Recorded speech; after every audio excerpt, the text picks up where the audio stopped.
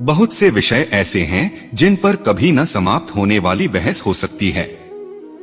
इनमें धर्म और भगवान का अस्तित्व सबसे अधिक चर्चित विषय हैं और इन बातों पर कभी भी लोग एकमत नहीं हो सकते।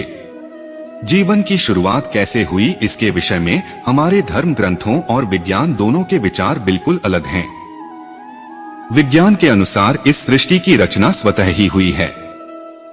यहाँ तक कि जीव जंतु मानव सब अपने आप ही उत्पन्न हुए हैं।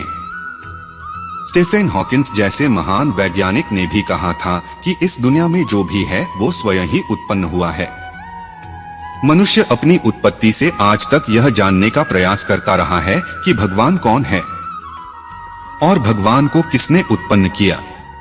जय श्री कृष्णा दोस्तों, मुरली की धुन यूट्यूब परिवार में आपका एक बार फिर तहे दिल से स्वागत है।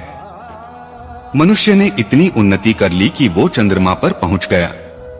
बहुत सी चौंका देने वाले आविष्कार और खोजें की, परंतु जब यह प्रश्न आता है कि भगवान आखिर है कौन और उसका रचयिता या विधाता कौन है, तो आज भी हम चुप्पी साध लेते हैं, क्योंकि इस प्रश्न का कोई उत्तर हमारे पास नहीं है। भागवत पुराण में वैकुंठ धाम का वर्णन है, जहां भगवान विष्णु या कृष्ण निवास करते हैं और जिसे आत्मा का गंतव्य स्थान कहा गया है, अर्थात जब आत्मा मोक्ष प्राप्त करती है तो उसे वैकुंठ धाम प्राप्त होता है। इसी कारण हम भगवान पर आश्रित हैं, क्योंकि वही हमारा कर्ता धर्ता है और हमारे जीवन में सब कुछ तय करता है। एरिच वॉन डैनिकन के अनुसार भगवान कृष्ण भी दूसरे ग्रह से यहाँ आए थे। जबकि सोचने वाली बात यह है कि जो दूसरे ग्रह से आते हैं वे अपने रूप में ही आते हैं, न कि पृथ्वी पर जन्म लेते हैं। भगवान राम, भगवान कृष्ण आदि ने पृथ्वी पर जन्म लिया था, जिससे वे हमें ये समझा सकें कि किस प्रकार एक मनुष्य को जीवन व्यतीत करना है। कल्पना कीजिए कि कोई एलियन यहाँ आकर जन्म ले रहा है और मनुष्य रूप धारण करके धर्म का पाठ पढ़ा रहा है। क्या यह संभव है?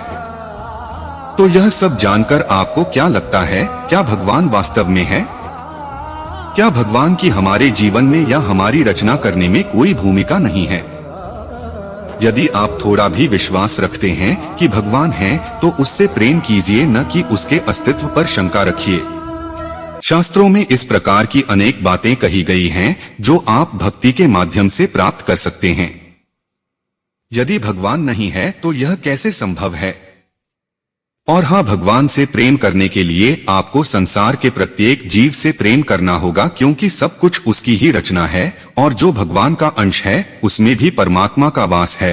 प्रत्येक आत्मा में परमात्मा का वास है। मन से घृणा, निंदा, आलोचना, छल ये सब भाव निकाल दीजिए और प्रेम बांटते चलिए। जीवन को खुशहाल बनाने का इससे बेहतर कोई तरीका नहीं है। और यदि आप ऐसा करेंगे तो भगवान स्वयं ही आपसे प्रेम करेंगे। कमेंट बॉक्स में राधे राधे लिखना न भूलें। हमारी इस वीडियो को लाइक करें, अपने दोस्तों के साथ शेयर करें और हमारे साथ जुड़े रहने के लिए मुरली की धुन ऑफिशियल यूट्यूब चैनल को सब्सक्राइब करें।